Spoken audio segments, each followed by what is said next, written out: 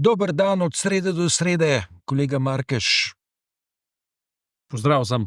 Ja, se pravi, na dnevnem redu imava jutranje novice, vezane na odločitev Španije, Irske, Norveške, da se odločijo za mednarodno priznanje Palestine. Na dnevnem redu imava kakšen dan starejšo sporočilo Mednarodnega kazenskega sodišča, ki pravi tako, da tožilstvo tega Mednarodnega kazenskega sodišča iz Haaga poziva, se pravi, sodišče samo, da izda tiralice, zaporne naloge za priprtje 3 visokih funkcionarjev Hamasa in 2 visokih funkcionarjev izraelskih oblasti. Oboje sproža vihar, ampak dajva začeti s to potezo, za katero se je odločil Karim Khan, britanski pravnik, tožilec, ki sodišče poziva, naj izda tiralico za 5 osumljencev za vojne zločine zoper človečnost.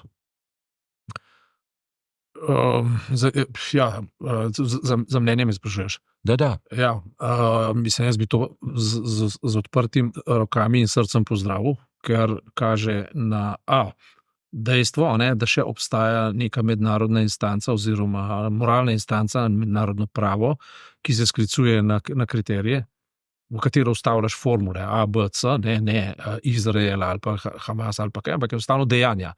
In če so dejanja uperjena proti človeštvu in če so ta dejanja zavržena in če so ta dejanja objektivno pregonljiva in če obstaja sum o tem, da so pregonljiva, potem se obtoži, zato je potem sodišče, da stvari pretehta in po potrebi obsodi. Se pravi, iz tega vidika absolutno pozitivno in za podpreti.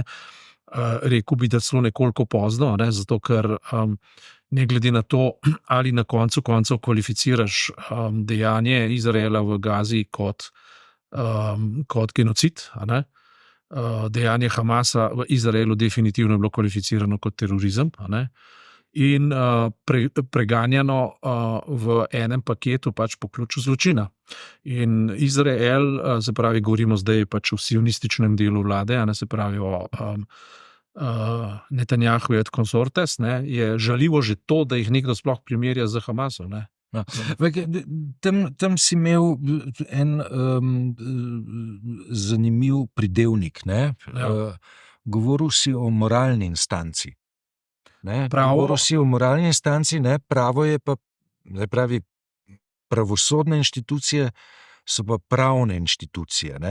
In se mi zdi to, da si uporabil besedo moralna inštanca, da je v resnici zelo primerno, čeprav na prvi pogled ne zveni smiselno. Ja, jaz to uporabljam pač kantovsko v smislu, da je na ravni obče veljavnosti, se pravi najširšega možnega vzorca, planetarnega vzorca in pač človečanskega vzorca, forma postane je enako vsebina. Se pravi, ko to zagotoviš, in ravno v tem je, s tem bi jaz začel tudi tedenski tekst v Sobotni prilogi, namreč z Bernijem Sandersom, človek, ki ga jaz občudujem, zaradi njegove moralne drže, ampak ravno on je dejanje Haaškega sodišča še kako podprl. Ravno zato, ker se sklical na to, da gre za inštitucijo, ki ima univerzalen karakter, ki zajema kar največje število. Ne bo to vodilo do frustracij, zbravi, da od sodišča, od tožilstva pričakujemo pravne učinke. Zaradi geostrateških razlogov bodo pa tukaj učinki po vsej verjetnosti samo moralno-etični. Se pravi, v smislu, prišlo bo do neke konstatacije, da je verjetno res prišlo do zločinov, medtem ko do samega dejanja obsodbe pa zaradi geostrateških razlogov ne bo prišlo. Ne, do obsodbe bo prišlo, do izvršitve obsodbe verjetno ne bo prišlo. In računam, da bodo pač jih obsodili, potem pa bodo oni ne hodili recimo na Norveško. Na Norveškem so že rekli, da če bo zadeva pravnomočna, če bo Netanjahu konsorte, da bojo pravnomočno obsojeni, seveda tudi Hamasovci, ne, da jih bodo aretirali. Ja, mislim, To so povedali, Norveška je rekla že, da bo pozitivno reagirala na to tiralico. Ja. Se pravi, Že na tiralico, točno. Ja, se pravi, da bi če bi se v Oslu zgodil nov krog pogajanj med Izraelom in Palestinci, kakršen se je zgodil sredi 90-ih let, ne, bi bila Norveška nevarno območje tako za Hamas kot za dva visoka politika iz Izraela. Kar sporoča Mednarodno haaško sodišče in ta ropotanje okrog tega, to vznemirjenje, to obsojanje in tako naprej, kaže na to, da smo dejansko prišli v neko zgodovinsko prelomno točko, kot jih je bilo v zgodovini že veliko, ampak dejansko gre za izredno pomembno prelomno točko, v kateri je takoj, mislim, čistko komentatorsko, aktivistično, kako že treba zagnati boj prvič proti antisemitizmu in za judovstvo, ne, kot tako, in pa proti sionizmu kot genocidni ideologiji, ki počne to konkretne stvari te in te. Zakaj to govorim? Ne? Govorim zaradi tega, ker ta prelomnost v judovstvu kaže neko zgodovinsko občutljivost, ker je skozi celotno zgodovino novega veka je bilo judovstvo na udaru kot judovstvo, kot kužni subjekt. Kužni subjekt, ne, in se to ne sme ponoviti, nikakor ne. Ker recimo tisti, ki je zdaj zelo jasno povedal, da haaško sodišče dela pravilno, je bil Jud, to je bil Bernie Sanders konkretno. Ne. Toliko in toliko njih in prelomnost, a veš, to me spominja, ravno zdaj za knjižne liste pišem knjigo Sørena Kierkegaarda Uvajanja v krščanstvo, eno pomembnejših njegovih del. Ne.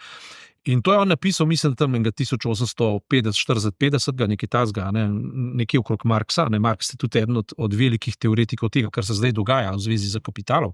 Ampak Søren Kierkegaard je jasno povedal, zato pa se je v središču na lik samega Jezusa Kristusa, ki je Jud, ne, in ki je bil po farizejih, ki so Judi, obsojen. Se pravi, vznik globalnega krščanstva, vznik globalne religije največjih razsežnosti ever do zdaj, ne, je v bistvu se pravi, je pogojen za neko osebnostjo, ki je bila obsojena od farizejev Netanjahuja, če tako rečem, tistega časa, in vendar je bil sam Jud. Ne.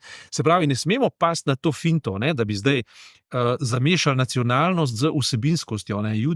Judovski narod je pač nabit z kulturnim kapitalom, če tako rečem, nabit je z sporočili, z religijo, nabit je z neko univerzalnostjo, in vendar, Kierkegaard pravi, se je ta zadeva zuniverzalizirala na točki, ko je dosegla raven človečnosti vseh.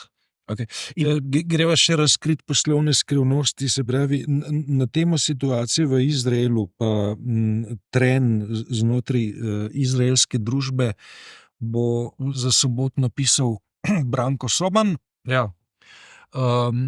Karimu Kanu, tožilcu haaškega tožilstva, bomo namenili portret tedna. Odlično. Ne, to so srednje teme našega časa. Dejansko notranja politika slovenska. Desetletja. Definitivno mogoče, ja, desetletja sigurno.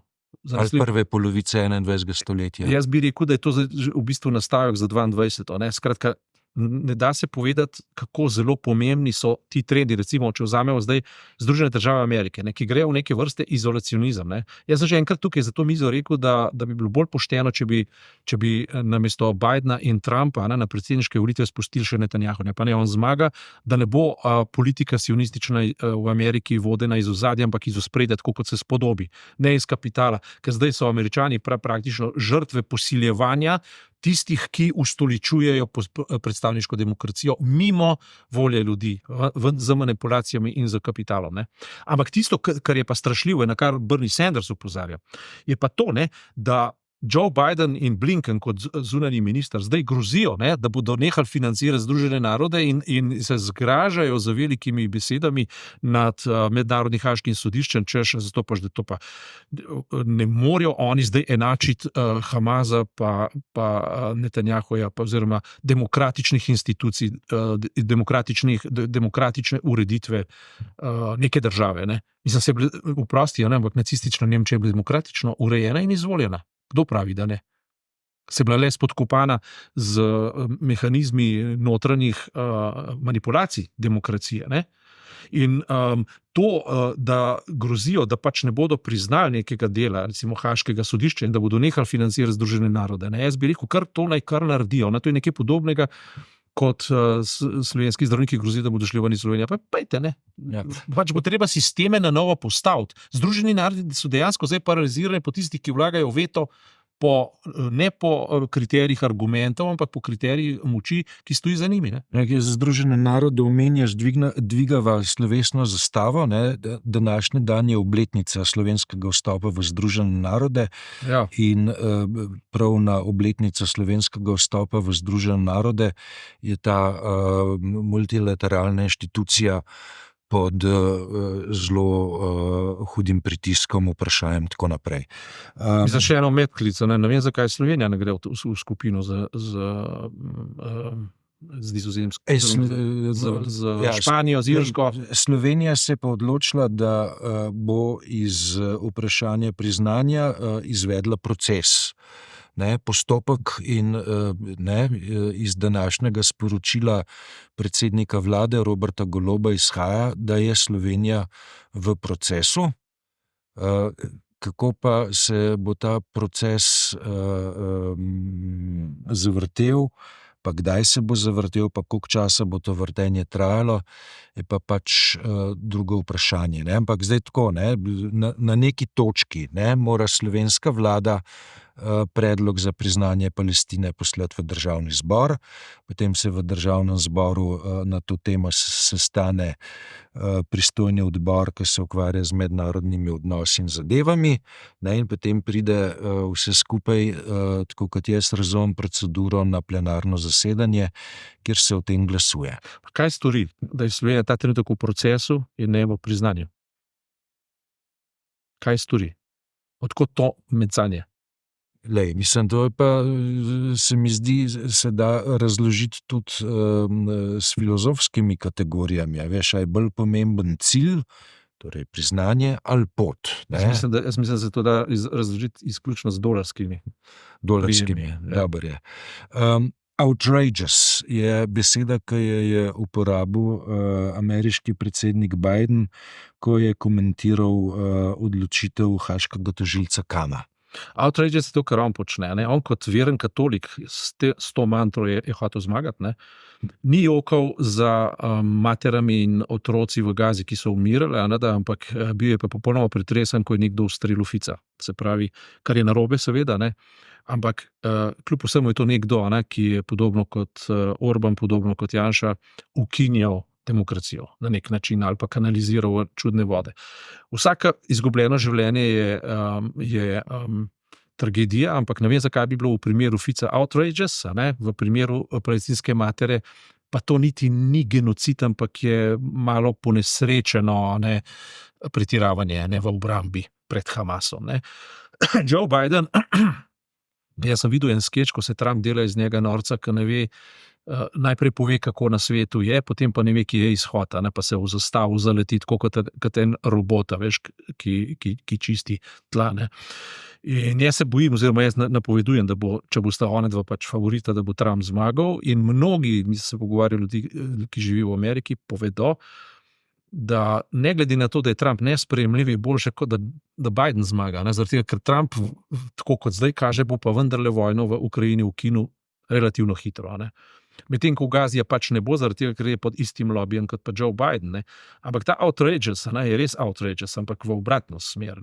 Se pravi, kako je mogoče, da on reče, da je sicer kot katolik vendarle pa sionist. Se sionizem je pejorativna označba dan današnji. Se sionizem je oblika nacionalizma in to kužnega nacionalizma.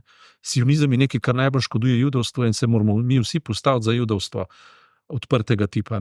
Veliki ljudje, ki pripadajo, ki so v bistvu nosilci civilizacije in jih občudujemo, veš, kot so Einstein, Freud, nekaj, kar ravno ni, ampak recimo Karl Marx, Spinoza in tako, veš, to so bili prebojniki v filozofiji, v zahodni misli in vse jim dolgujemo, ogromno jim dolgujemo in pripadamo in smo eno z njimi, In za to zapuščino se je treba boriti in ne nasedati temu, da sta pa zdaj Netanjahu pa Spinoza eno in isto. Nista, ne morata biti, Marx in Netanjahu ne morata. Bernie Sanders ne more biti eno. Ne? Zdaj, če Joe Biden to reče, je to njegov problem. Ne? Jaz samo upam, da ne bo izvoljen, mimogrede. Ne? Jaz s tem ne rečem, da mora biti Trump izvoljen. Nekaj na volitve, kar sam Netanjahu v Ameriko. Ne? To bi bilo mogoče še najbolj pošteno. Ne? Potem bi se tisti kapital iz ozadja opredmetil tako, kot je treba. Ne? Dobro, odpreva na hitro še temo evropske volitve. Ja, to je smiselno, ker kampanja že teče. Na začetku junija so volitve, katerega junija so že 5. ali katerega? 9. Ja. Katerega boš volil, no? Ali pa katero? Jaz kot politični analitik se ponavadi odločam za to, koga voliti šele v volilni kabini, ko si še zadnjič preberem volilni listek. Ne? Moja odločitev je odločitev v zadnji sekundi. Jaz pa nisem tak. Ampak zanj sem izjavil, da pojma nimam. Na javno sem izjavil, da pojma nimam. Zdaj si pa prebral listke. Nisem jih prebral, ampak oblikuje se mi, koga ne bom, tako se začne. Via negacionis. Koga ne boš. To je naredil si 1% dela. Naredil sem 80% dela s tem. Ja, 80% pove, koga ne bom. Si jih pa prečrtal. Ja, večino. Ja. Namreč, ne, zakaj gre? Prvo, kar je kaj kdo predstavlja, ne, mislim, odprto govoriva, ne, mislim, za vse tiste, recimo, ki v bistvu na multinacionalni ravni zagovarjajo privatizacijo zdravstva, so odpisani v sekundi. In to je notranji in zunanji politični problem. Vse tiste, ki zagovarjajo sionizem, so odpisani. Nova Slovenija je odpisana za mene, zato ker zagovarjajo Izrael pred Palestinci. Ne. Odpisani, takole. Ne. Pri Svobodi in kandidatih Svobode in tako naprej imam pač svoje pomisleke. Ne rečem, da bom to volil, ampak zdaj za enkrat se gibljam, in ne bom izrekel imena, ampak za enkrat se gibljam v tej smeri, ki se spogledujejo za zelenim. Ne. Za zelenim planom, za zeleno preobrazbo, čeprav je to ideologija in zelena preobrazba kot ideologija meni absolutno. Ne boš za Lorko vodil. Za koga? Lorko. Zeleno, ki te ljubim, zeleno. Ja, ne, bom žal ne volil, pa ne moreš zašpati. Ne vem,